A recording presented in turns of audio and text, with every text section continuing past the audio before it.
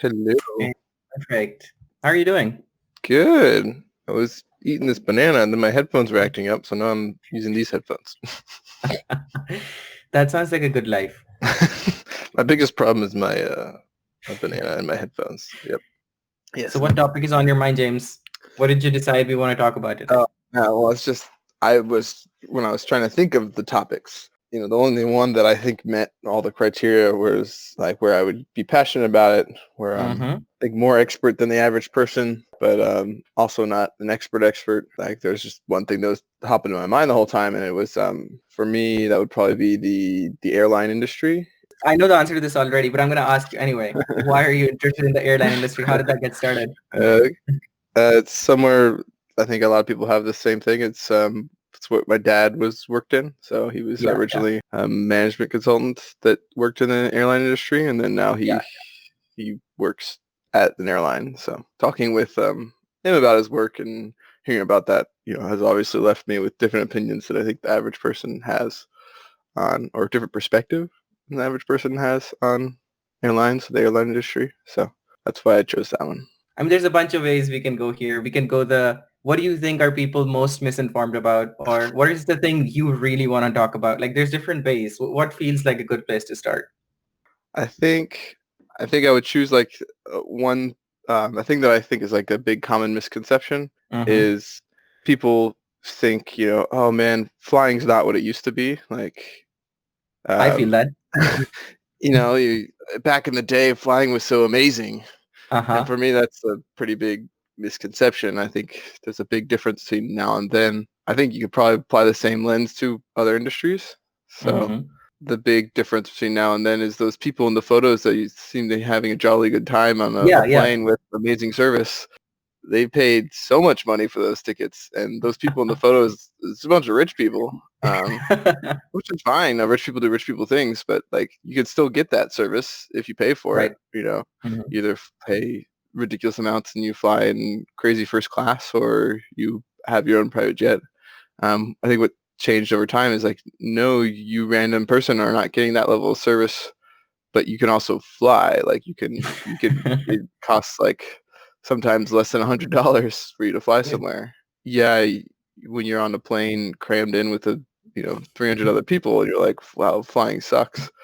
Like those people back in the day had so much space and so much food. Well, they were paying a lot more than you, and if the equivalent of you back in the day wasn't flying, there's you maybe took a bus really far, or maybe you just couldn't move somewhere because you couldn't fly back to see your family as frequently. So I think for me, that's the biggest misconception is like somehow the airline industry's gotten worse in that aspect, but no, it just regular people weren't flying, and now regular people are flying, and regular people are paying regular people prices to fly, and they're getting regular people service.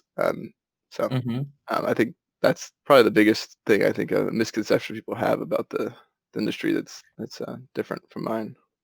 What do you think causes these optics? Something the airline industry is doing in terms of their user interfaces, the product lines that they're serving to customers tends to this kind of thinking, or it's just a regular kind of thinking that happens with people who are trying caviar that is really cheap caviar say the same thing. Like, I don't know. I don't really know what rich people products are, but you know what I mean. Yeah, I think it's a little of that whether it's a critique or just complaint people are having of their experience that they've flown on a plane and they're like that could have been better. Why was that bad? Let me compare it to something you see back in the day. It was awesome, but you don't realize they're comparing apples to oranges there. Comparing apples to apples, it was like compare that to a cross country bus ride.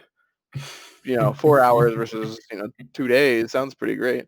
Um, and I think another part of it is so when people travel, you're under a lot of stress, and so you know emotions come out much more quickly, and Mhm. the littlest thing goes wrong, and you're like, oh, that's horrible. Like my experience is ruined. That's the things that come externally. Really, what you're feeling inside is like, oh God, I'm far from home, or I'm far from my destination. It looks like there's no flights left for me. I'm gonna have to stay here overnight, or something like that. Mm. Mm. Um, and I think most of the times there's just a lot of emotion charged into people's travel, a lot of stress. Like, I mean, I haven't had the pleasure yet, but I'm sure that's doubly so when you travel with children, like your own All right. children. So I think a lot of that is so people have amped up stress and emotions when they're in their travel experience. So when things do go wrong, and maybe a relatively minor way for the airline, it's like maybe it's in the end a bigger problem for the individual person that was affected, Mm. 10 times as bad because their emotional state is like reasonably one of stress and sensitivity. So I think that's another element. And the last element is maybe it's a classic human thing of having the wrong expectations, or not the wrong, or your expectations aren't met, so like you're even more upset about it. Right. So I think one area this could happen is people flying on certain low-cost carriers for the first time. In the US, I would say Spirit or Frontier, or in Europe, I would say Ryanair, maybe a little bit Mm-hmm. EasyJet, where those companies, you'll be all excited about, a rock bottom price, and you'll be like, sweet, I'm going to XYZ place, but you're coming in with the expectation that, okay, this rock bottom price, but I'm still going to get the regular service I get on like a traditional, what they're called legacy carriers, where you won't. And also what these carriers also bring is they unbundle some of the Yeah. things you expect. So like you feel nickel and dimed because you're, paying for your backpack that you're bringing on board, or you're not allowed to bring any bags. What the hell? Or, Mm. um, sometimes it's a little outrageous, like a really high fee to print your ticket at the airport. That's a little outrageous in my book. Right. But pulling away these levels of service unless you're paying for them is how these companies can make their products so cheap. And so Mm. someone will see a really cheap price from, Denver to Orlando or something, Mm-hmm. and they'll be like, "Oh, hell yeah, this is super cheap. I'm flying there." And then they get to the airport and they've never flown this carrier before, and they find out, oh, I actually have to pay $100 more in baggage fees, and in the end, maybe I'm only like $100 cheaper than flying on United. But when I bought this ticket, it was like a $50 ticket. Now I'm paying Mm-hmm. $150, and they weren't expecting that. So Mm. I think that's probably the last element that leaves people upset. It's kind of funny to see. I don't have any hard numbers to show you, or say anything, but like people do learn from the experience though. So if you look at Ah, the growth of Spirit Airlines when they enter a new market, they have rapid growth because everyone's attracted by the big right. deals, and then they hit a peak, and rather than continuing like linearly growing, they hit a Mm-hmm. peak and they come back down, and then it's like down here, and then it grows because Oh. I will just say that maybe some people might characterize it as people realize that, oh, the cheap tickets come at a cost, and so they're like, okay, so if the graph was like these people up here, and then it comes back down and goes up, it's like all these Mm-hmm. people tried Spirit and were like, oh fuck, I actually don't like that, and then they don't come back. But so it's just like Okay. a unique style of like, oh, big growth, and no, we gotta wait. Okay, now we're growing. So, uh, But the company expects that growth model. In fact, deliberately targets it. I don't know. I don't know behind the scenes for that company. So, I think that's a great start. So I think I already have some handle on people have a lot of emotions and feelings around airlines. This is one of the big things that occupies their thought space when they think of airlines. mm, Great. You want to take that out of it. You want to say like, it's just money basically and like, basic business. What are things people should be thinking about flying? I mean, one of the things I think about is like flying is amazing. Obviously, people don't think often about how amazing and fantastical it is. But again, from the airline industry side, things people should know more about. I think I'll definitely start with the point you said that flying is amazing. Like, Yeah. um, it's something that makes it possible for people to come from all over the world to live in a different country, or I guess I shouldn't be so USA centric, but like you could go anywhere else. Right. Right. I mean, maybe if there's a bit of caveat because international travel is still hella expensive, but maybe we could stay US centric and be like, the US flights within the US can, maybe I'll be EU centric. Because Okay. if I talk about U.S. flights being cheap, everyone's gonna be like, yeah, well, in the Europe you can fly places for $30, and I'm like, well, yeah, if you compare a similar scale in the U.S., L.A., San Francisco, like those Yeah. flights are hella cheap, but like, Yeah. don't come talking to me about like your cheap flights from, I don't know, where's an Paris to example? Berlin or something. I don't know. Some like Yeah, no, I'd really say like nearby cities. London to Spain would be something I'd say because there's Okay. English people going to like Spain for the warm weather, and it's like if you put that on like in the U.S., it's like I don't know, Denver to L.A. or something like that. It's like Mm-hmm. yeah, you can get cheap flights Denver to L.A. as well, but like if you're complaining about your L.A. New York flight, like that's like England Yeah. Athens, like check the Yeah, price on that sure. one. Yeah. Or Yeah. actually, there might be someone that's covered that market. Europe is different, and there's a lot more people and a lot more dense, so like they could support cheaper tickets. Anyway, so anyway, I got Maybe distracted maybe an aside, but are there a lot of national airline companies in Europe, state companies, as opposed to America probably only has one, if any? the U.S. doesn't have any, no Uh, flag carrier, no okay. government money in the thing. Actually, I don't even know if in the beginning America had that. There's a big turning point in, I think it's 1968. It was called the Airline Deregulation Act or something like that. The way the airline market worked before was the government decided we're going to have this route and this route and this route, and they're going to cost this much. Which airline wants to do it? This actually Okay. kind of circles back to the original thing where I was saying, people, those rich people in the past get an amazing service. So those rich people in the past were getting this amazing service on these routes that the government was like, we want a route from here to here. It costs this much. Airlines, who wants to do it? And then like Okay. they'd figure it out. Well, the only way airlines can differentiate themselves then is through customer service. So that was another Mm, reason why customer service was so much better, or I so see. much better back then. All Like, right. I don't know. It was only white people flying. Like, is customer service good if it's only white people flying? Like it sounds like there's a whole bunch of customers that aren't being allowed to fly. That Um, makes sense. like even back then, it was still like that was U.S.'s version of government control in the airline industry. But it's Mm. true that it's maybe being a little nationalistic for me to imagine that U.S. didn't have any government money in their air travel, but like much further in the past than many other countries around the world. I think it's more Okay. USA is more exception rather than the rule of when it comes to airlines, flag carriers they call them. The airlines that are based in the U.S. still have to meet certain obligations to the U.S. government. So like no government money in it, but like still like in times of need they have to lend their planes to the U.S. government for Oh, certain things. If you imagine like a country owned an airline like Thai, the government already owns the airline. They can do where the hell they want with the plane, right? So it's like right, right. what you get from a government owning the airline is like you still have aspects of that in the U.S. So U.S. doesn't have those. A lot of countries around the world do have them. Like I And can imagine the US government saying you have to transport a certain number of military personnel over to overseas bases. Like that could be a contract that the companies can't just say no to. well, I think theoretically those contracts they fight over because they want the money. I'm Okay. thinking more of like in emergencies. I'm less knowledgeable here, so I'm worried of saying something wrong. I think X% of their planes have to be ready to be taken by the government for use. Oh, And okay, so like okay. the big time this maybe happened in recent past was in America's recent forays into the international world, aka like Iraq and Afghanistan, when like suddenly they Mm-hmm. need to move a lot of troops over. That's Mm-hmm. when Mm-hmm. those planes would have been like government like, wait, all right, we need your planes. Like, give us your planes. Mm-hmm. We got to fly some people. But Mm-hmm. otherwise, the logistics of moving military personnel within the U.S. or extra U.S. It's definitely like the government's paying the airline for that. It's not like a they Mm-hmm. get it for free kind of thing. Ah, I see, I see. Anyway, But anyway, well, going back to $30 flights in Europe. yeah. So, I think one thing we were talking about as an aside was flag carriers. Like, so like those are like where the government owns the airline or partially.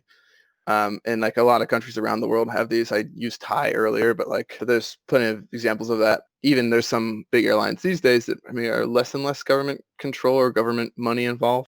Part of that, which is helping the EU, is the European Union has rules about government intervention in businesses. Hmm. So, like recently, because of COVID, there was some difficulty in Lufthansa getting a bailout from the German slash EU government because they didn't like some of the restrictions that that government was putting on it, but also like Interesting. the governments were restricted in how they could reinvest in Lufthansa. So Lufthansa, I guess I don't know if it's a flag carrier, so I'm going to avoid that one. I think Okay, Air France definitely is an example. sure. Um, I know PIA, where I come from, Pakistan International Airlines, is the biggest one in Pakistan. mhm. Air Yeah. India, Emirates, and Etihad. Emirates, I think even is deeper in the sense that like they have very deep economic ties with the government because Mhm. oil, the way oil functions within the Middle East is different from anywhere else in the world. So like they get subsidies. Yeah. So so that's where a flag carrier is different from Gotcha. regular carriers. Like they've got government funding. There's less pressure to be Yep. profitable. They're more at the whims of the government. There's like a tool of the state to some extent. But all the airlines we referenced are legacy carriers, what Mm, I termed earlier. They're not low cost carriers. And so I think that's where the real innovation is coming. And why I think Europe's a good example with those low-cost tickets is, we didn't mention Ryanair or EasyJet or Vueling or some other low-cost European carriers or Air Asia or Mm-hmm. Lion Air. Well, maybe I shouldn't say Lion Air. So like these carriers exist and they're privately held and the way a private airline could exist is by being profitable. So I mean, Yes. except in extreme cases like COVID, where like there's a big shock like this. Yeah. I think Uh, I have a natural question that now yeah, that you mentioned that. Are a lot of companies going under right now, like airline companies? Because nobody's traveling, right? yeah. So where some industries might see only a 30% cut in revenue, airlines they're like 90 plus cut in revenue, You and can't survive that though and for any amount of time. maybe a tech company could survive that because a tech Right. company has low costs, but Right. airlines enormously expensive. Like planes Yeah. are expensive to buy. The amount of people to run the airline. This is moving products around. It's expensive. Yeah. So yeah. So I think because of COVID, this huge shock in demand, airlines are at risk of going out of business. In the U.S., at least, there's been one bailout. I talked about Lufthansa recently. I think got some money, and I don't have a encyclopedic knowledge of the rest of the Oh, airlines. that's fine. That's But I fine. think one important distinction to make here is like, I think it'd be easy for people to be like, rah, rah, rah, government's bailing out the money of this airline that, one time lost my bag. And so they're upset about that. Or like, oh, they are always charging me money. Why are we giving money for free? And I think that's with the airline, it's unique. Or it's like a special space where I feel like there is definitely an area where a market can exist and companies can compete and it's valuable. But the other end, it's also has a dimension of public service of connecting people. I mean, at maybe the most abstract level, you're like, oh, I'm the government. I want to keep things tied economically, so let's keep these connections there. I'm not in the room making the decision, but when I'm making this evaluation as a government person looking at, oh, these airlines are in danger, if the airline goes away the next day, is that better or worse than for people? Personally, I don't live near my family. If like most of the airlines went out of business and now tickets cost super expensive to go see my family, that would be worse for me. Okay, but Yes.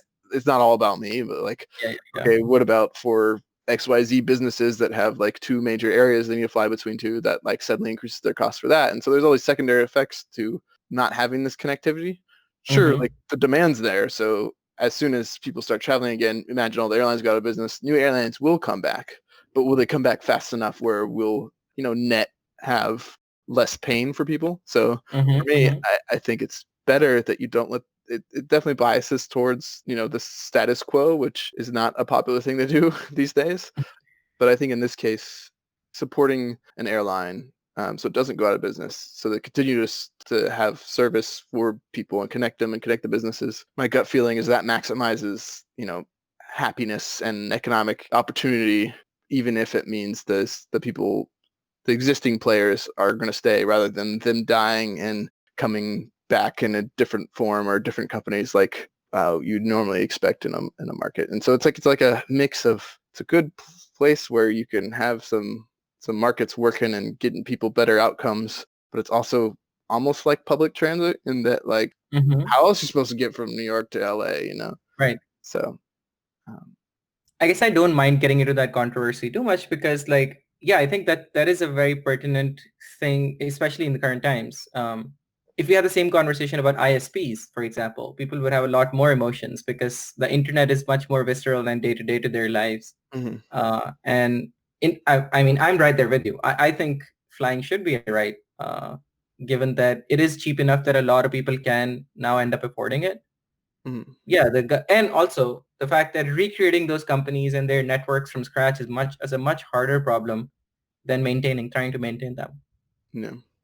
Because like, what's the alternative? Like, you can support the ones that exist, or you can let them go out of business, and then are you gonna wait for them to come back naturally, or you're gonna try to get them to come back faster by like investing in them early? But then the outcome's the same. It's like, and who do you think's gonna start the new airlines? People that are like Right. never worked in an airline before? No, Yeah. people that have worked in an airline before and know how to.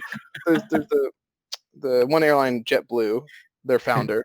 He's Oh, I like founded JetBlue. he's founded JetBlue, and then he was born in Brazil actually to missionaries, Hmm. so he's has Brazilian citizenship. There's a lot of restrictions on who can found airlines, is why I bring that up. So he went to Okay. Brazil and he founded an airline called Azul, which means blue as well, kind of like Hmm. JetBlue. So this guy's got a thing Nice. going.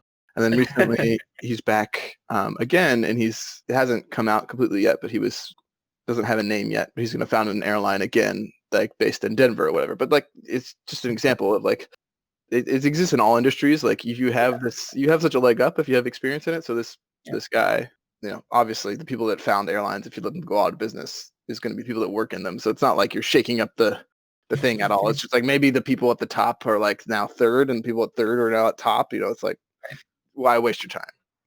I mean, that makes a lot of sense to me.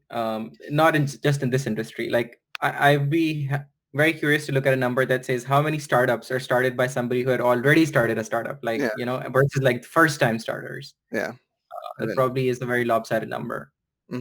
absolutely. Same. This is a lot of very philosophical talk and sort of like the structure and the scaffolding around what the airline industry is like. Let's go very tactical for a second, right? You know so much about the airline industries. Are you out there getting better deals than the rest of us? um, I think the only way I am getting better deals is if I know through the grapevine certain flights are going to be launched soon. Basically, scheduling wise, it's usually new flights are announced with a really big lead time. Okay. But and so the airlines can price out their tickets. Like, oh man, that would take an hour to talk about. But like That we have so much pricing time. We have open-ended time.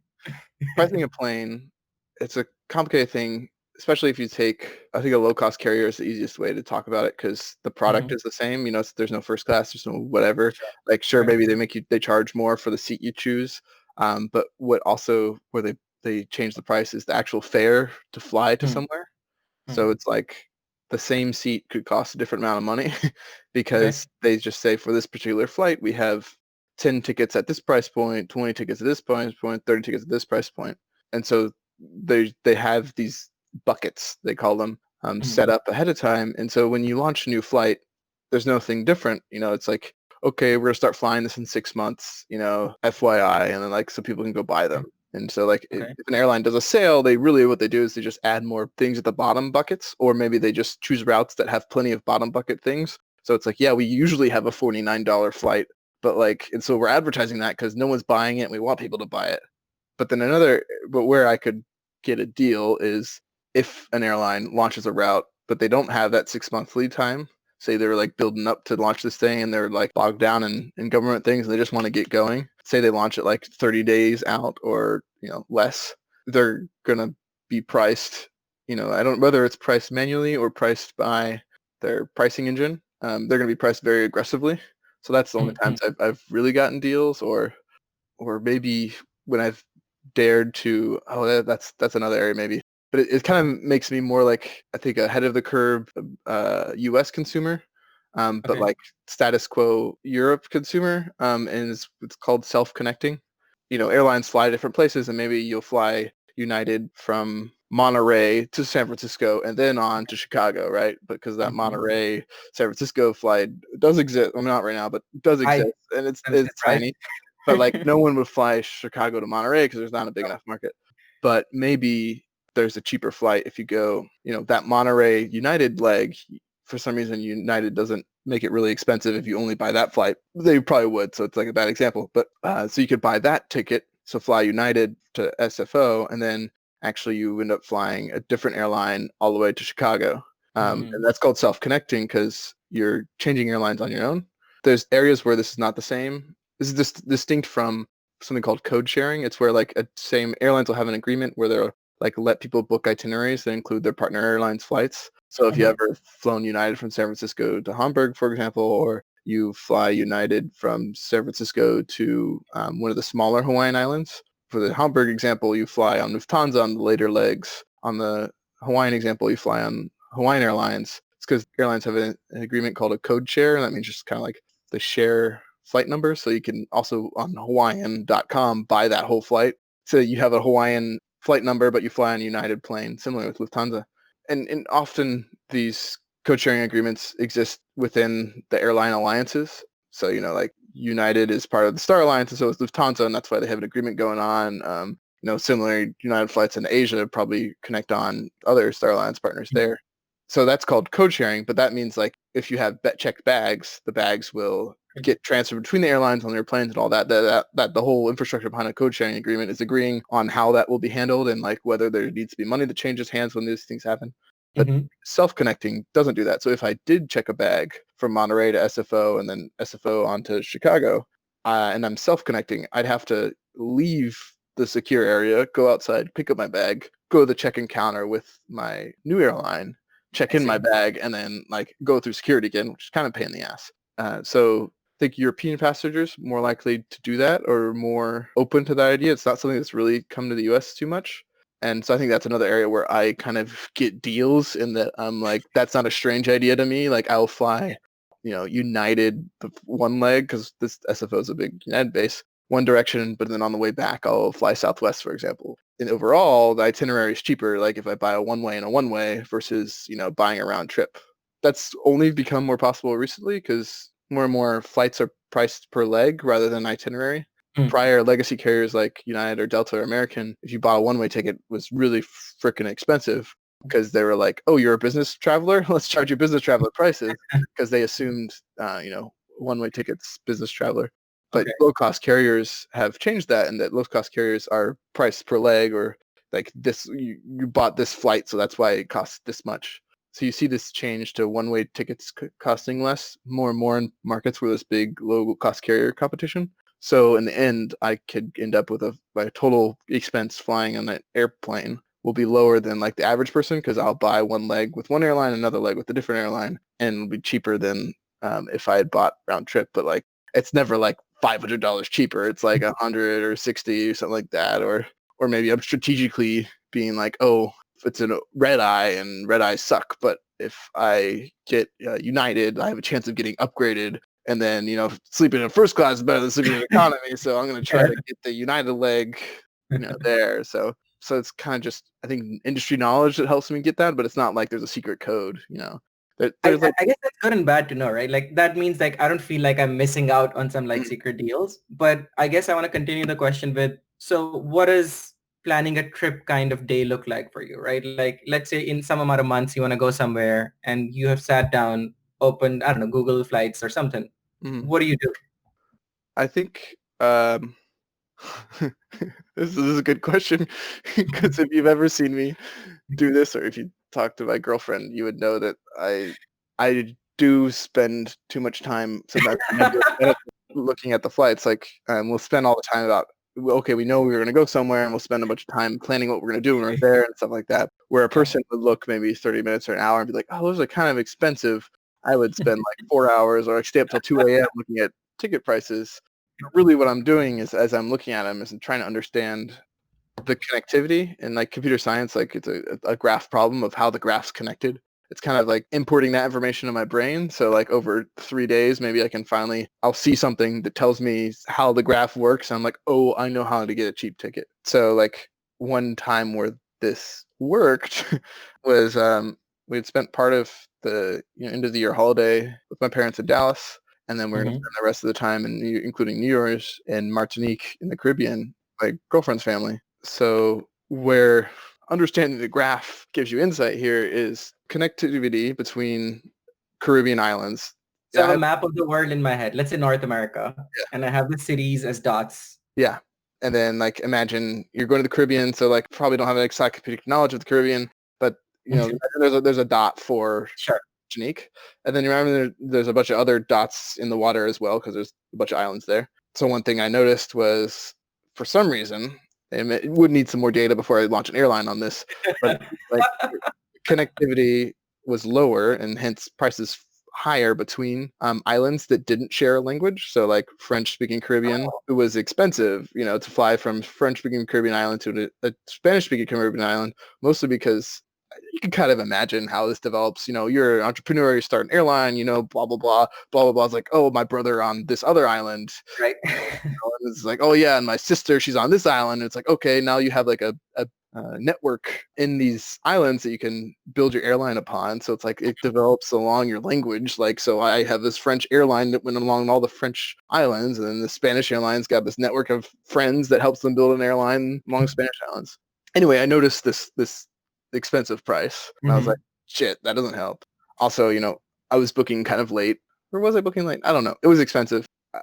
It was expensive, and that's why I was spending so much time on it. I was like, I know it shouldn't be this expensive. I can find a cheaper deal. I was spending a lot of time on it, so I noticed that thing. So I'm like, okay, well, I can't. Probably it's gonna be expensive to fly to Martinique from another Caribbean island that doesn't speak French. And I'm like, let me see what the flights from America are. Flights from America to the Caribbean can be expensive, can not be expensive, but also by understanding the network more, how those points are connected, the edges between the points in the graph. Imagine a different thickness, and that could be like volume of like available seats. And this is like dependent, like maybe you have only small planes going between these places, or maybe you have a big plane. Like Chicago to SFO is like massive 6-lane double highway, whereas SFO to, let's say, Monterey is like a tiny dirt path. Yeah, exactly. So while the easiest flight to get from the U.S. to Martinique exists, and it was like an American Airlines flight on like I don't know, like a bike path. I don't know. It's kind of like it wasn't a dirt road. Like they were. It was paved, but single lane. Yeah, it's still technically it's a jet. It's not props, and it goes nonstop from Miami to Martinique. That existed, and there's also was an Air France flight that goes from Miami and stops in a couple places. And that one was a slightly bigger plane, so that was an option. But I guess I must have been booking late because like these were all full, or like for example, I remember that fare bucketing I talked about earlier, like how like the same seat could have a different price because they just like it's like a supply demand curve. People are more likely, like there's some people that were willing to buy it if it's at this price, but like less people at this price. So like in the end, if there's one seat left, it's gonna be super expensive because like there's that one person out there probably that's still looking that will be willing to pay that. Anyway, but because it's the bike lane from Miami to Martinique nonstop, it's a smaller plane. It's mostly full. We're flying as two people, so it's like in the end, it wasn't really an option because it was like it was more expensive than like the flight on a bigger plane from Dallas to Miami. Like it's a much bigger plane. Like in your mind as a human, you're like, "What? This is a massive plane. Why is it so expensive to fly me on the little plane?" So I saw that and I was like, "Damn." So that's not an option. That would have been our best option. If I was willing to just throw down, we could have just spent too much money and flown that. Instead, I remember I was talking about how across language barriers, was more expensive because there's less connectivity and like less competition then. Instead, I spent long hours trying to figure this out. Another issue when trying to solve this problem was that trying to do that in one day. Like if you add like an overnight stay somewhere, that adds the cost of a hotel. And it's like, at that point, why not just pay the expensive ticket? Like you're almost to the same price and you have added this, pain. And so like another thing is trying to figure out how to get there in one day. And the end that did mean leaving really early from Dallas, which we did. So our end route, taking all this together, like spending too much time trying to understand the airline schedules and how they look. And like, we ended up self-connecting in this case. So what the route was, flew very early from Dallas to Atlanta, and from Atlanta to, oh shit, I need a map. Hold on. Go for it. No worries. And I'm already the story if I don't have the island names right. No, that's good. You should pull up the map. I'm just thinking of the questions I'm going to be asking now. There's a bunch of ways we can go from here. I think I am going to push you more on but tactically though, like tell me what is late, for example. You've said the word late multiple times. Like, is it a month before, 6 months before, 10 months before? I don't know. Sure. I've also always wondered, like I've heard this myth going around that airline companies start increasing the flight prices like 21 days or like 30 days before, or some kind of exact number. And is that true? Is that not true? Maybe it's different for different people. I definitely did not know about the bucketing aspect of it. Yeah, so we can get in that in a second. I finished this story. I bummed I forgot the name because it was so fun name for me. So we're flew Delta from DFW to Atlanta. Atlanta's a massive airport with tons of traffic and is a big hub for Delta as well. And then continued on from Delta from Atlanta to island called San Martin. What makes San Martin special? San Martin with like two A's. It's a Dutch island, but actually it's not a Dutch island. Has a really unique history actually. Half the island is Dutch and half the island is French. So we flew into San Martin, Dutch side, where like, there's plenty of airlines flying in there, a lot of traffic. It means the tickets were, let's say, reasonable. And then so we get there and then we grab a taxi. We take like a 20-minute taxi ride to the French side of San Martin. The economic development of these two sides like is contrasting. It's interesting to dig into that, understand like the policy differences had these different outcomes. It's pretty cool. Anyway, so we took a taxi from between those airports, and then so now we're on the French side. We're on a French island with a French airport, and then it was reasonably priced ticket from Saint Martin. We stopped at Guadeloupe on the way, and then Okay. I think there was only one stop on the way, Guadeloupe, and then went on the same plane. Like we had to this what's the word, disembark and embark again, Mm-hmm. in Guadeloupe. But it was just like, okay, get off, and then like, okay, get back on. It was the same plane, whatever. But so in the end, we combined a couple ideas here talked about earlier. We self-connected, but like Yes. big time because we like changed islands. Thank God for the EU, or changed countries. Thank God for the EU, and then flew across there. So tactically, for me, I spent probably more time than I don't know, more time than it is maybe. I mean, it sounds like a hobby as well. Yeah, saved a bunch of money. Like could have just spent like the extra. I don't know how much. It was in the hundreds, but maybe it was only 200. And then thinking of like a once a year vacation, maybe $200 is worth not spending 4 hours on it. But like tactically, I was just trying to understand who flew where and what went where. What are the dynamics of the region I'm going to? In South America, for example, maybe it's cheaper to fly somewhere and then take a bus because like bus travel is really big there, or much more common, relatively cheap as well. So it's maybe easier to bus between such and such place, but then continue your journey flying. I'm not saying like that would be a slow trip, but like if you're trying to go to this place and third place, like maybe you fly into this place, bus, and then fly to the next place. Anyway, so understanding the area and then like not being afraid to go for the the crazy plan where you taxi in the middle. It worked out, the flight from Saint Martin down to Martinique was delayed, so there was like I was worried we were gonna miss the flight. And we got there, it was a tense moment where they had just closed the boarding, but luckily it was the flight before us, and I was like, woo!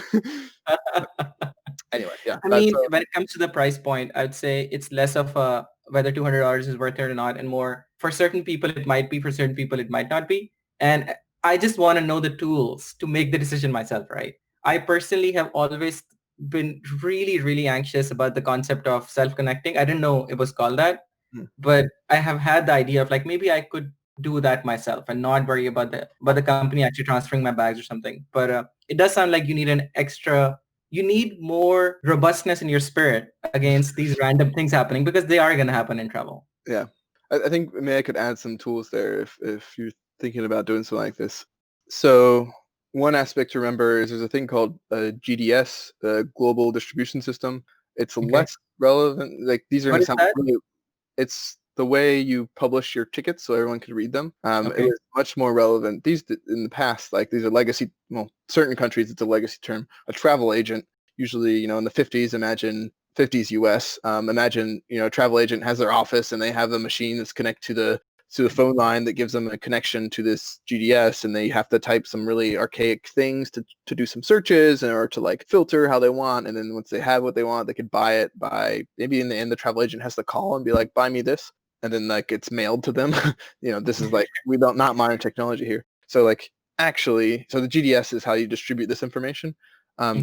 Actually these days using Kayak or Google Flights or Expedia, all these other things, they're actually called OTAs, online travel agents, because they kind of are. I mean, you're self-serving and finding it, but the reason the website can show you that is because they're hooked up to the GDS.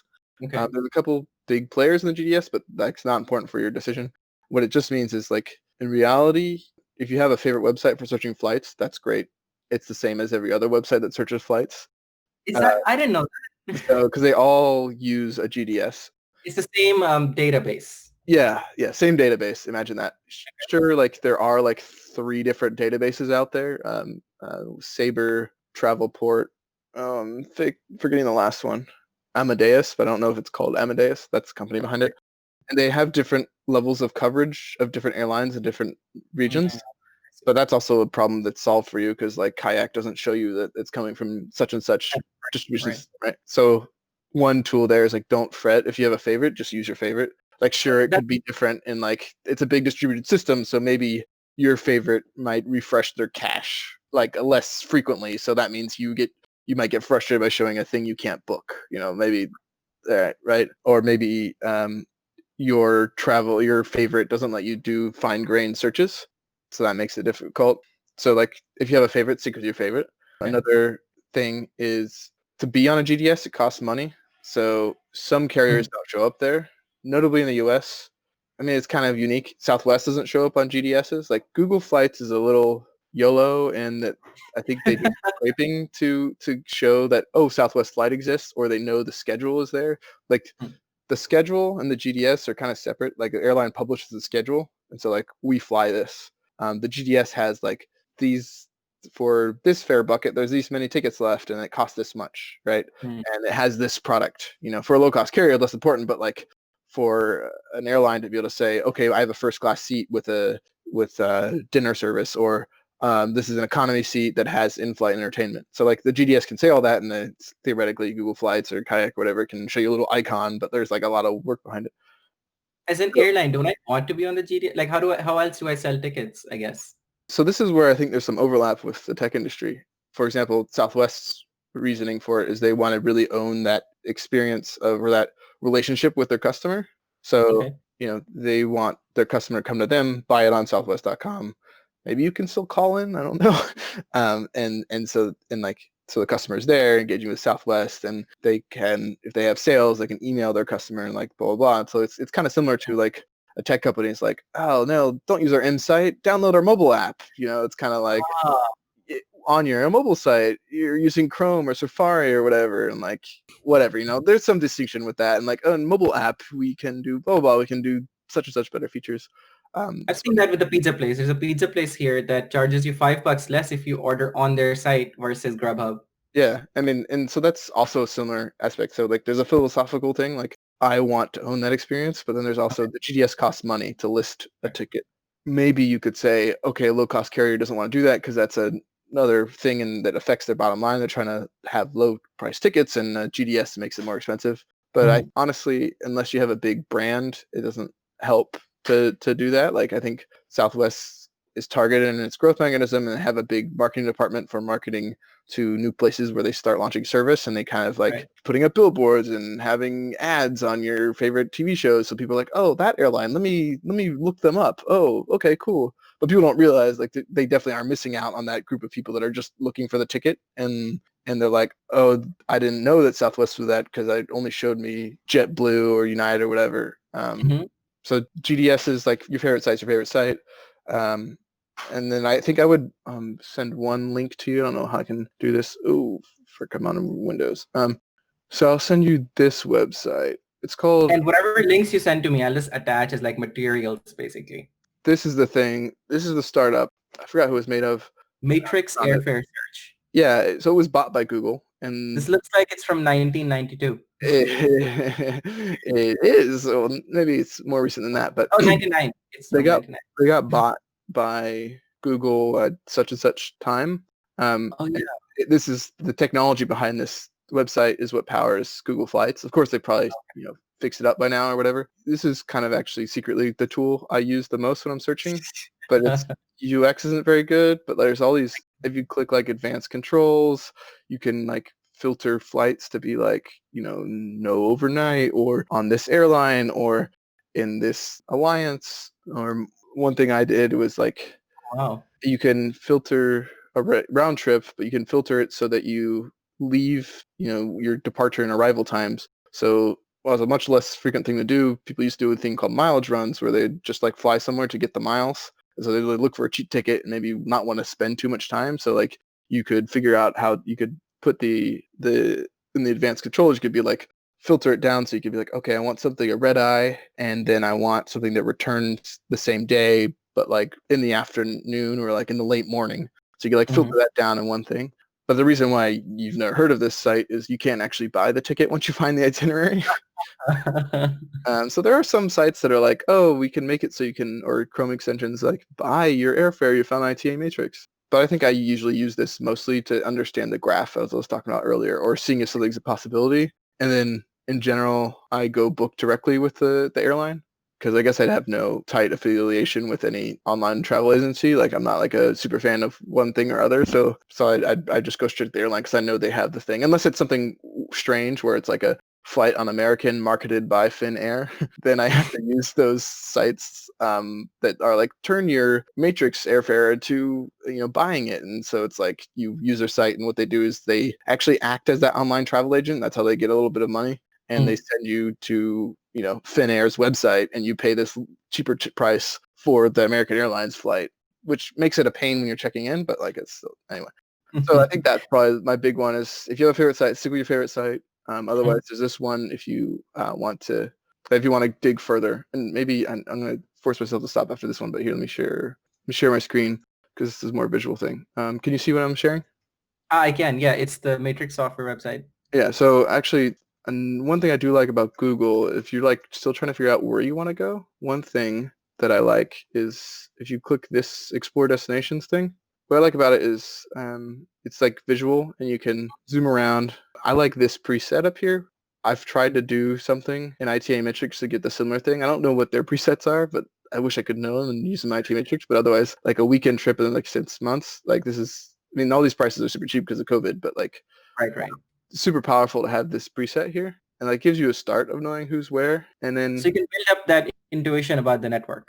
yeah, exactly. I mean, eventually you can book on them too. And also, it just might be good enough to do that. But like, so if you have status with a certain airline, you can do this. You can actually filter this view by messing with the URL to be specific airline instead of alliance. Sometimes I get it to work, sometimes I don't. So for example, when I was trying to research how to get a certain level of status, I was essentially looking to do a mile run with United. I filtered this view to United, and this is no longer the case because they've changed how they calculate status. But before, it was much more on like how far you flew. And so I was kind of looking at this view like where's far but also cheap, and then kind of being like, trying to do the mental math of the time spent for me and the money spent, and then if I got me closer to my goal.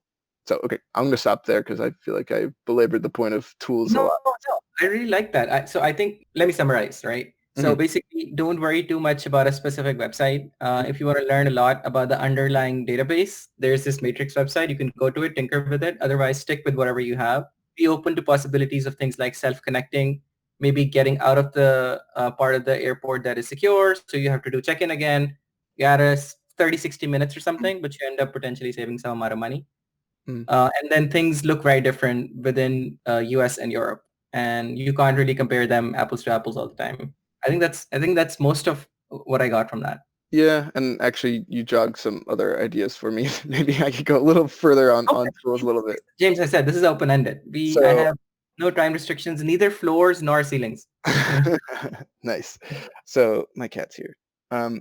So another thing, remember we're talking about GDS being the database of flights, or like all the flights available where the airlines submit updates to their prices. So a thing to keep in mind, don't let it like stop you from missing a deal, but like these things, anyone that's familiar with technology is like distributed systems are hard. Keeping something up to date in real time is difficult. I talked about caching earlier, but another thing is airlines don't have like the pricing engine hooked up to Kafka posting the results to a website every time they recalculate, right? In practice, prices change either on an hour or every 3 hour basis. Hour or 3 hours seems very specific. Let's just stick with 1 hour basis. Like, don't expect it to update more than once per hour, unless like they made a mistake and they emergency like refile something. Imagine if you're familiar with technology that there's a batch that's scheduled that runs once an hour that uploads to the GDS or through their partner that lets them upload the GDS the new prices.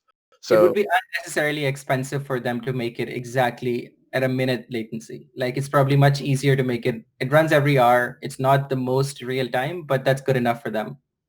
Yeah, and I think it's good enough for them for now. I think if it was real time, they would like it more. There's a lot of legacy infrastructure behind airlines. I don't know if they're necessarily against real time, but it's just like, you made the trade-off like, okay, it's fine. We're not going to push real time. And that's a difference between someone like maintaining that customer relationship on their website, like Southwest does. It's right into their database. It's not like sprinkled through the GDS, right? So anyway, I think that was the other thing I wanted to add. And then earlier you talked about, X days out. Yes. When you should book. How late is late? How late is late?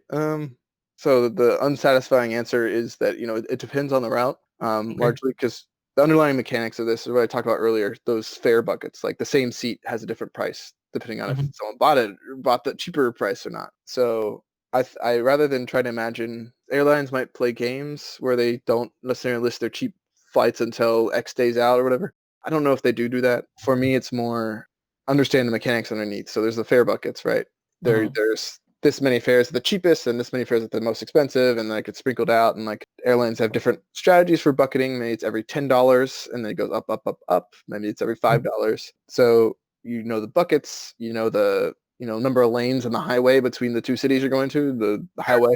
Maybe if there's like a big plane has more tickets overall, it has more cheap ones, it has more middle ones, it has more expensive ones. And if there's more flights from different airlines on the same route, like there's going to skew to be cheaper because there's competition. They're competing to keep their customers' business. So it's like maybe the cheap end expands up and the medium and expensive ones kind of compress. This is just my experience. I don't know how accurate it is. So that means like the when to buy is kind of like depends on where you're flying from and where to. I can tell you that like if it's a small plane and it's like 2 weeks out, it's probably a little late. You're going to get the expensive ticket unless you find some way around it, like I did with Martinique. It's like maybe 2 weeks or like the same week. It's going to be expensive unless there's something weird going on where demand has cratered and then or like it's really low. So then none of the cheap tickets have been bought. Like, for example, COVID's obvious. Last year, protests in Hong Kong. Like a volcano erupts somewhere and suddenly all ground, like everything is halted and like you're not going to fly that week or any, like, yeah. Exactly. So outside those factors, like last year. Foreign forces of nature, basically. Nature or human protests. Civil unrest, maybe. The closer to your departure date, the more expensive it's going to be, but not because they're like, haha, fuck you, you need us, but because of the mechanics of the fare bucket where other people who are, price sensitive have already bought the ticket at the cheaper price until the only thing left for that last seat is that $1,000 economy ticket, behind the person in first class that paid $300, Right. And then everyone behind you paid like $50, like you're just, you did this to yourself. So anyway, I think. How about this simple question? What do you recommend, right? Like in an absence of any other information, how far before, right? If you have all the time in the world and you know you're going to go somewhere in months and months and months, when should you start monitoring the flight? I think the number I have in my head is 120 days, which is 4 months, which I think usually airlines schedule flights up to 6 months out. So it's kind of like you're likely to get those smaller fare buckets. And there's plenty of websites out there that like, if you don't know where you're going, they can just like alert you on cheap flights. Some of those are like misfilings, like the airline accidentally forgot a zero or they applied the logic for San Francisco, Chicago to San Francisco, Monterey, the pricing system's like, this is the demand I foresee, given factors. So put this price. And if you apply that to San Francisco, Monterey, that's totally not true. There's not going to be 1,000 people in one day, right? So like, there's no point having $100 ticket from there because like that's like the Uber ride is like $300. So why we, anyway, I don't know. Actually, I don't know what the Uber ride is. So I usually say like 120 days, but that's just because it's like less than 6 months out, but like also more than 1 month out because it's like probably in 1 month, maybe all the cheapest fares are 100% gone. Maybe 2 months out, they're like 85% gone. It's like, so if you're planning ahead, you can get the cheapest ticket. And like, I think that's kind of the point is I think the rational airline expects that like their cheaper buckets are going to go sooner. So like people far out. I mean, there's also like a bit of a psychological difference is maybe someone booking far out has to go. So maybe they're a little price insensitive because they're going to go, right? Yeah. But I don't know how much that is used versus, no, this person's just going to get the lower bucket because it's there. So, actually, a lot of my trips end up being exactly like that. Like I have to go somewhere and I'm going to book way ahead of time. Yeah, so you maybe didn't get the cheapest ticket, but you got like one of the cheapest, It's like you're not paying the most, you're not paying what I paid, so. At the same time, like there's some spectrum, right? You're also not paying what the guy who just showed up to the airport and was like standing in line and waiting in case somebody cancels, right? They pay the most, I'm guessing. Or does it go back up in that sense the airline really wants to sell that ticket? So are you saying the person was like, okay, well, no, actually, let me just talk about something else. And so for that case, someone canceled last minute, so there's open seat, right? Actually, where this concept comes into play is the cost of adding one more person to a flight that's already going is like zero. Because like the expense of like one human doesn't weigh very much compared to all the other humans. So what's expensive is all the gas being spent to fly that big ass plane and those skilled people in the cockpit and then outside the cockpit as well. That everyone around the plane is well trained. True. Things go right. So actually, if someone cancels last minute and there's availability, that's not necessarily going to be the highest price ticket because the Mm. goal of the airline changes. They're just like, oh, let's just try to make some money. So like, Okay. if it's like, except for like internal things like rebooking someone that you can't buy like too close to when the flight departs. So, but like if it's like in the morning and like someone just canceled for an afternoon flight, maybe you saw it, it won't necessarily be the most expensive one. Like it depends on their booking system, right? Because their Mm. goal has changed from let's try to make a little bit of money versus let's nice, we've evenly spread out the demand across this plane, we've satisfied price sensitive people, we've maximized the profit we can get from this, to let's just, someone can show up and if they pay us $50, that's free $50, so the dynamic has changed, but maybe they don't change their system because maybe there also is, they could leave the seat open for, waiting, crossing their fingers that someone's willing to drop $1,000 on this, ticket, like really high price fare bucket, right? But maybe someone who canceled had like a low fare bucket. Maybe the fare bucket goes back into the cheap bucket rather than automatically getting put all at the top. So like there's all these moving things. So it's They have a lot of flexibility in what they want to do with that. yeah, and Question. You yeah. know how sometimes you're at the gate and they say, hey, if anyone is willing to give up their seat, we will give them like a $200 voucher. Like that sounds like they're like giving away money. What's happening there? Well, some airlines don't do that anymore. It's called Oh. overbooking. Southwest, for example, is an airline that doesn't do that anymore. But as you can imagine, it's hard to forecast how many people are going to be, or how many people who buy that. Just imagine with a tech company, similar idea, like the funnel, right? Someone comes to your page. Do they click on this interesting item? Do they go to this other page? Do they then add it to cart? Do they then, purchase it, right? Similar with airlines, like there's that whole funnel of whether they buy the ticket, and then it's like, all right, people bought the tickets for this flight, and then it's like, do they show up to the airport? Do they check in? Do they, like, I don't know if they think about it like a funnel like that, but you can see how like there's not necessarily 100%, and maybe the funnel is very cylindrical, or maybe it's like just a little bit in, but there's a certain number of people that like end up canceling or other things. That So makes sense. by overbooking, they protect themselves from having an empty seat, which I guess they're trying to avoid, but So let's say I'm on a plane and they tell me, sir, you're going to have to get off, right? What is your advice for me? I mean, in general, you should probably get off the plane. Okay. Ask them I'm why. not I'm not acting like an asshole leading up to it. Like I'm not like making a scene. You're gonna ask them why to know a little bit more. It might help you feel better about the situation. Maybe there's someone with a family member that just died and they decided to bump you, sorry, so they can get home, or like they're on their deathbed. There could be a nice situation like that going on, or there could be a more businessy reason why you're getting booted off. Like Um, overbooking. but yeah, but what's nice, there's recourse for these kind of things. The things are much higher in Europe, and some airlines can still play games, but Mm. that you are owed compensation for things that go wrong. I don't know the numbers, but like something about flights being delayed by such and such amount of time, or things like that. And so that's what they're trying to avoid by offering people money to rebook. Okay. Is if you voluntarily do that, you accept it on their terms, then like you're not under that protection anymore. I But see. like generally, like it quickly gets in the territory of, oh, I would have gotten $300 because of government rules, and they gave me a $400 voucher. I can only use it on United, and it's not cash, but it's like United is the big player in my home market. So like, if I want to go anywhere, I'm gonna fly United. So it's like, it's like getting an Amazon gift card where you're like, oh no, it's only on Amazon. Like, but it's like Right.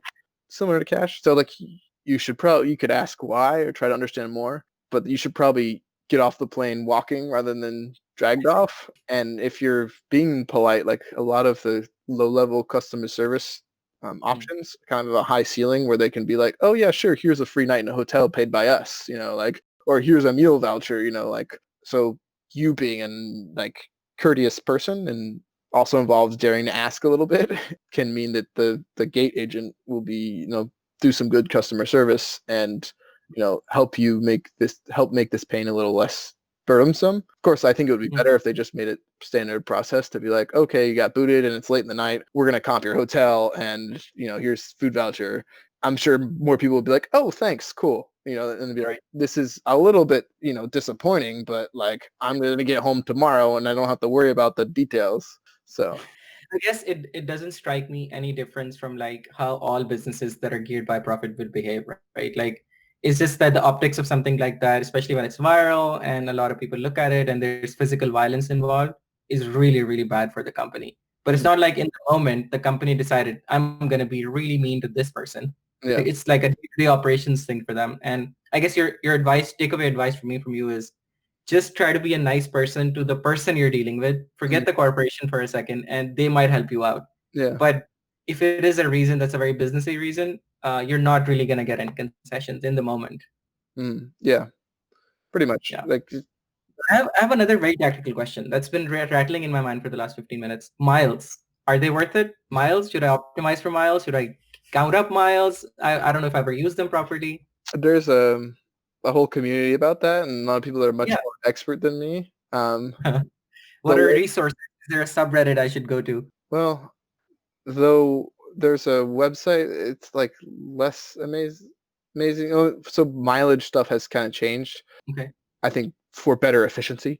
So like the community is less great now. It's still nice to get free shit when you because of miles, but like I'll Right. go into in a second how it's like less free. There's historically a big website that follows a forum called Flyer Talk. They usually have Mhm. like a section of the forum for the major airlines and people talking about deals they're seeing and like people asking for advice on, oh, do you think I'll get such and such opportunity, or do you think they'll like lax the rules just for my special case? Because these are run by humans, so sometimes they're like, oh, you're just below the limit. Yeah, we'll give you the thing. Ah, nice. So like that's usually the place where people are talking like strategy about earning miles. So it's like, and it's usually like a lot of people that travel a lot. Like if you Mm-hmm. read how people are talking, you'll quickly find out that like you're way out of your league because these people are the people like their businesses are paying them to fly constantly everywhere. So like as a person going on vacation, you're in a different league for sure because like you're not flying every day, paying higher fares and going further. So like you're in a different league. But as a consumer, it's still nice to get free things. I think one area where you can still get maybe status or lots of miles is via credit card offers. Like airlines still get things out of credit cards, but like that's a good place to get like a big chunk of points. Like maybe if you don't change your spending habits, but if you get this new credit card with the airline, you can get a big chunk of points without changing your spending habits. That's a win because that's the big chunk of points might be round trip for you and your significant other, but also side effect of the credit card. Maybe the credit card gives you free checked bags where the airline doesn't normally have checked bags, or like priority boarding. So like the credit card can get you kind of some of the benefits that in the past you only got from flying and getting the mileage. The flip side Mm-hmm. is like all these credit card branding things, even not just airlines, other companies too, like the Uber card or I don't know, Costco card. The branding agreement and stuff is they get information about like spending from the cards and stuff like that. I don't know what level of detail, but like you should know that the airline is getting something out of you having that card and spending money with it. You're getting points from them, but they're also like know that X people in this zip code spent this much, or maybe they get more granularity. I think that's still like it's not like down to the person level, but anyway. So like I would say the biggest hack is probably credit cards. If you can achieve them without changing your spending habits, it's like free money. Of course, like playing with credit cards is like something you should be careful about. Like different banks have different rules with how frequently you can open cards with them, and like opening and closing cards, and cards have fees sometimes, a yearly fee, and so like you should do your research about that. But that's one area where mileage can help. The other area I talked about how being in a different league than for those business travelers, you earn a much lower rate than they do. So like it might actually be a slog to get to the point where you get the miles you need to like get a free flight. I mean, that's kind of the point, it's they're not giving you free money, like you're spending money with them and they're just kind of giving you a little thank you. Miles sometimes some airlines, they don't expire. Some they expire after no activity in 2 years. So it's like Mm-hmm. I think you can reasonably have mileage accounts with every airline and not ever have miles that expire. I do. Like it's just like it was one time I flew to Phoenix and I flew on American, but I haven't flown them since. But like within the next 2 years, I can decide, okay, I'm going to fly with American so I don't lose those miles maybe. Okay. So that's like a thing to balance. Another thing to balance is certain airlines treat points more like cash than others. Some airlines have Mm-hmm. a lot of restrictions on when you could, what's the word? Like redeem. Redeem, that's the word. Others are just Yeah. like, no, it's just like money. And Right. this is where I'll call it Southwest for being that way. Like literally when you're booking on their website, there's like a dollar sign and then a points sign, and you click the points button and all the prices change to be based on points. And Nice. and where they were one of the first ones to do this is like the amount of points it costs is based off of like just imagine it as a rendering change from like the airline wants to get this much value and we express the value in dollars, but then now we can express it in points. So it's like Got dynamic, it. is what I'm trying to say. Where Mhm. historically airlines were like, okay, one-way domestic flight that's within this distance is 12.5 thousand miles. It's like, okay, what does Mhm. that mean? And so like you could really game the system by being like, oh cool. And then airlines were like, okay, you earn miles by the amount distance you flew. So you could be like, look really hard at their map and be like, okay, this is a cheap flight that's long and it gives me Oh, enough miles and I earn more miles than I spent if I do that flight. I mean, so the got environment loses, but like I get it. big points. I like that. The environment loses. That's Yeah. a good point. So it's like now historically it was like depending on the flight, the buckets are like this, and this, and like if it's we also have different levels of guarantee. Like you'll be on standby, you'll get the economy ticket, but you'll on standby for business, or like you're in business guaranteed. But like so they'll try to limit this. And I find this more the case of legacy carriers where they try to limit where you can redeem because like the Mhm. real benefit for me of miles is I'm probably going to go it may speak to my privilege in traveling, but like I have the money to go travel, but like I don't have the money to go travel in first class. But Hmm. miles, maybe I can like upgrade myself, or I can like book the whole flight in first class. And so like Gotcha. that's what's interesting about having miles with legacy carriers like United or American or Delta is like they have a first class, right? And they Mhm. have international first class where the seats go like that, and you get like Mhm. nice-ish food. It's a fun experience. But so they had a lot of restrictions on when you could book those because like if those really pricey seats, if you can get them with just some points, like they don't get as much money on that flight because you booked them with points. But one area where I think it's changing for the better, but a lot of people are like, no, this is worse. Is more and more airlines are going with the route that Southwest does, where it's like it's just an expression of value, but in miles instead of dollars, right? Gotcha. And so also earning is changing that way as well. On Southwest, you earn points via fare about how much money Mhm. you spent, not the distance. Anyway, in legacy carriers, until I think they might have in the American legacy carriers, Delta, United, and American. I think recently, past year, I don't know if all of them have done it, or maybe next year they'll all have done it. They're switching to that as well. Is actually you earn miles based off of how much you spend, and everyone's like, oh, and you have to spend so much money on to be able to get this. Like before, I flew X, Y, Z, but now I have to spend $4,000. But it's like personally, I think it's more efficient. Like prior, the people who were getting the biggest benefit were the people that took a second, looked at the system, and were like, okay, this is how I can maximize this. Okay, so maybe we do all glorify the people that can like get the most out of the system because we all think that's us. But I think it's more efficient Right. to be like, well, you know, as much as anyone deserves special treatment, I think it makes most Mhm. sense that the people that deserve special treatment on an airline is people that spend a lot of money with the airline because they're like, who deserves special treatment at your mom and pop corner store over there? Is it the random person that came in, or is it you that like go there every week for your like jug of milk? Like you have a relationship with them, like you can apply this lens of like human interaction to it. So I think it makes more sense that the people spending a lot of money and flying frequently with them are the ones that are like earn more because they earn based on what they spend. And if one person flew to Hawaii on vacation once and got this certain status level, it's not the same as a person that like flies and interacts and has this relationship with this company, weekly or biweekly or once a month. Like it's still like my mom knows fairly well the United check-in counter employee at Dallas, the DFW airport, because it's a smaller base for United, so there's less people there, but also because Mhm. she prefers United, and so we'll be flying them out of DFW.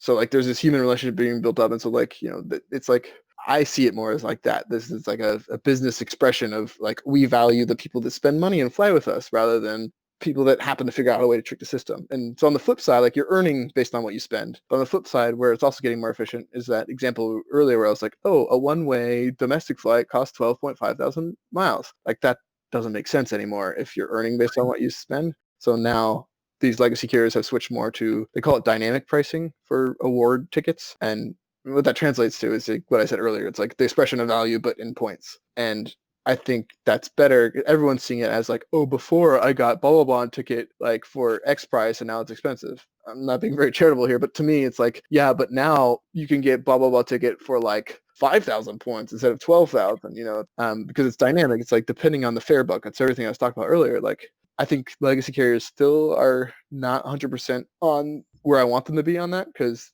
where Southwest, there's no restrictions. It's just like, it's just money to them. Like, oh, your points? Yeah, we treat that as money. I think legacy carriers still treat it as like, oh, it's you getting something for free, so we're going to put restrictions on it. You can't fly it on MLK Day. You can't fly it on Memorial Day, whereas Southwest is like, whatever, it's money. I So mean, that does make a lot of sense to me in the sense that credit cards already do that, right? Like whatever points you get are based on the money you spend, yeah, not the store that you went to or how far you had to walk to get to that store or something. yeah. So So that definitely makes a lot of sense. yeah.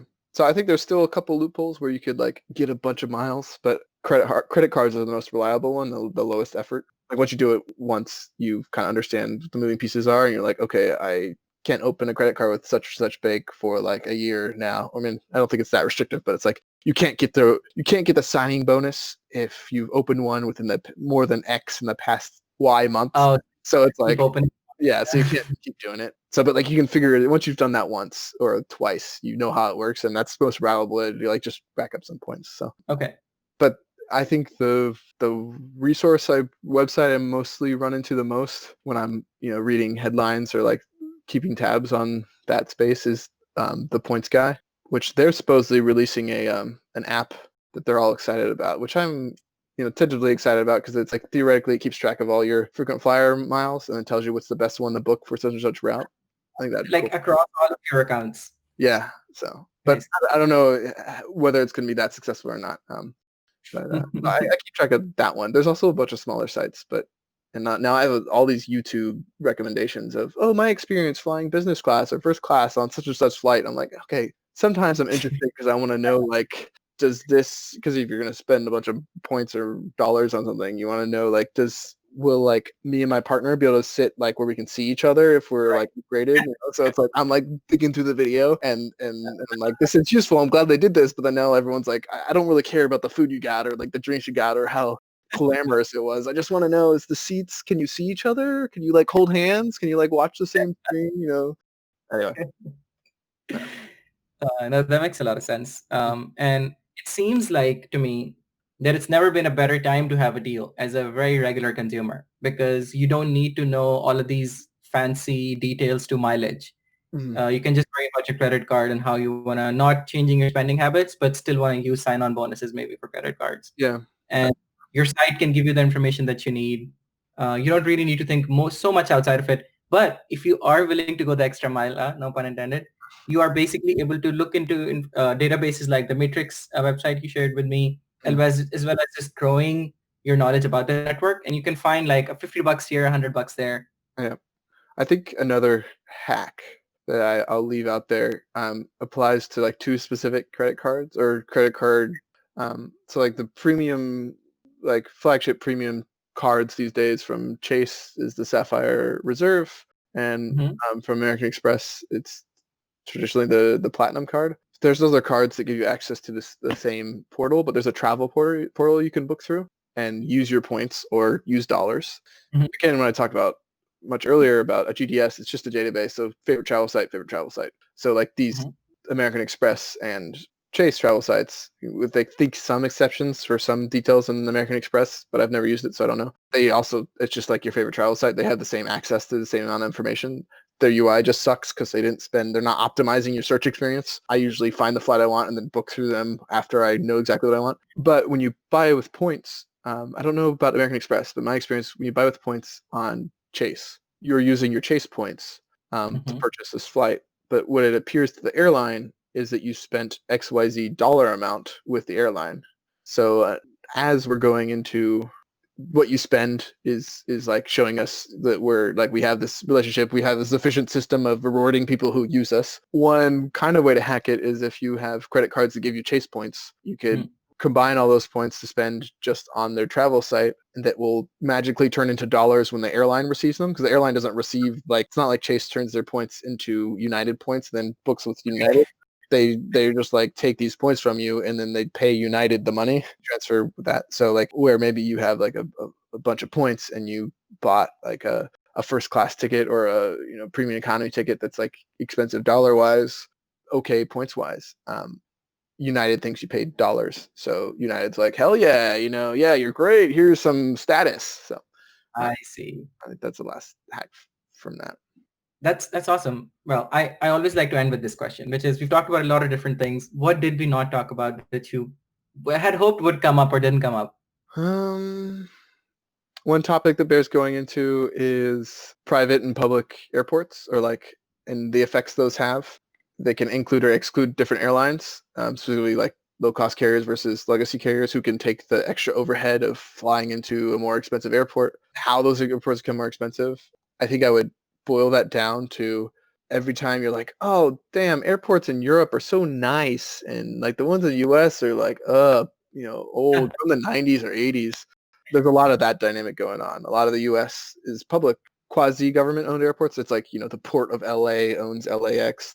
The Port of Newark owns Newark or manages Newark, right? It's not a private entity. It's still a public entity, but it's not like the city, it's like been empowered to manage this, but it's not for profit. Whereas like in Europe, a lot of the airports are privately owned, like maybe a investment firm owns it, or like a real estate company earns it, and they're trying to optimize how they get how they earn some money, but they don't earn money through flights. So anyway, so I think that's the distinction with why you're like, oh, why are my U.S. airports so awful, but like in Europe they're so amazing. It's actually like how expensive the airports are for airlines, or how the airports earn the money and why they are spending it on the making it look nice like an Apple store versus like another runway.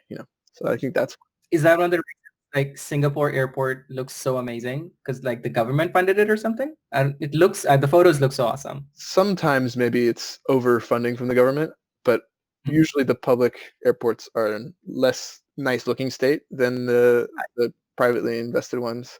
It has to do with how profit restrictions on the private airports. And so it's kind of like universities. Oh, just reinvest in the university, and then you're like, you didn't make any money. You spent all the money on like redoing that road for like the third time in 5 years. But like private airports, like we can't make money, but like we can make this much money. But if we spend enough money on making the airport look nice, like then we can like charge the airlines this much, or start pulling this much out of the stores that are in the airport. What they're trying to do is increase the amount of money they can earn from the passengers traveling through, so they can make money. Because 5% of $100 is $5, but 5% of $1,000, $50. Bad math. Oh, that reminds me of movie theaters and popcorn and Same trying thing. to, yeah, like try to, it's not the money for the seat that you paid for to sit and watch the movie, but as you go in and out and get to the seat, I can sell you other things. Yeah. The same gas stations, I think they make more money off the stuff in the convenience stores attached than the gas. So it's similar idea, like public airports. Maybe sometimes they look really nice because the government's like, haha, we're amazing. Check out our brand new airport near Istanbul. And you're like, oh, that's a nice new airport. Who's using it? Or similar with some investment in some South Asia countries, I think. Anyway, so it's like it's public money could be misused, but more often than not, the fancy airports, because it's privately owned, they're investing in making it nice, and so they can earn more money. And for me, I want more people to be able to fly. I guess Right. it's towards airlines because they make money off people flying, but like it's also nice when there's like outlets everywhere and the Wi-Fi is fast. But So I guess to summarize your maybe not moral, but like philosophical position on flying, you think it's a right. You think governments should treat it as such, and the reason you want them to help companies and help flying and help the flying customer is flying is awesome. yeah, yeah. I don't know if I would put it so strongly as saying it's a right, but I definitely think everyone should be able to. But I guess that's not, there's a distinction with the right there. I guess I don't know. I guess close. And I guess I'm less interested in the experience of the airport. I think another area we didn't talk about is lounges and lounge access. I think people also poo-poo how they're worse now, but I've never been inside one. I know. I refer back to lounges were amazing and nice in the past because the people who could go in were the hella rich people that were flying the hella rich planes. Now there's more and more ways to get in, and there are more exclusive lounges out there, but you have to be ponying up to pay for them. Like you can go to a fairly empty lounge, if you're flying first class, but if there's like a regular lounge, and then there's like the premium international lounges that are like fancier. I think that's another topic you talk about, but it's not like it's more along the lines with the mileages. Part of your advice is like if you are ever looking at like an air flight manual or like one of those in-flight manuals from the 60s, and there's this nicely uniformed person serving, a giant tray of steak to somebody. They paid for it. They paid thousands. They paid a bunch of money, Yeah, and it's not what it looks like. And don't feel like you're missing out yeah, because you would not have been able to fly anyway. yeah, exactly. So I think in general, more and more people are flying. More people can if they want to. You have more options. You can get there cheaper. You can get there in a more green way. Airplanes are getting more and more fuel efficient. Mm. I think an area where I definitely choose to just file it away and not acknowledge is that there is an environmental cost to flying. But I like going places enough that sorry, I don't own a car, but like cars are I guess less of an impact than planes. But I so mean, I guess it's not as bad as that one preacher dude who was justifying having private jets because traveling in economy was like traveling with a bunch of demons. I don't know if you heard about this. no, but that's awful. Oakland or something. Anyway, this news crew just bum rushes this really rich preacher right as he's coming out and getting into his like SUV. And they're like, "Why do you have private jets? You said wealth is not something that you should hold close to yourself. Why are you doing this?" It's hilarious. Oh God, Oh no. man. All right. I feel like that's a good ending point. James, I'm gonna give you the last parting thought. Otherwise, thank you so much for your time. Yeah, And this was fascinating. I feel like I have lost a lot of FOMO today. I don't feel like I'm missing out on some cool. really cool deals. And the floor is yours to say the parting thoughts. Yeah, I would probably stick with flying's never been more available for people, never been as cheap, never been as green, and it's only getting better. And I think airlines are only getting better at getting people where they want to go. When you fly somewhere, it's now even making mileage runs go extinct. It's like realigning the incentives to like you're flying somewhere because you want to go experience a place, you want to see a loved one, things like that. And I think airlines are heading in the right direction for that. That's something that maybe most people don't realize when they have a bad experience or when they see them as a big monstrous corporation. So That's awesome. I could not ask for a more positive message to end on. well, I'm a positive person, so maybe you don't trust what I say. Thank you so much, James. This Yeah. was fantastic. I'll let you know once everything is edited and then send you a link. Okay, cool. Great talking with you, Boss. Yeah, man.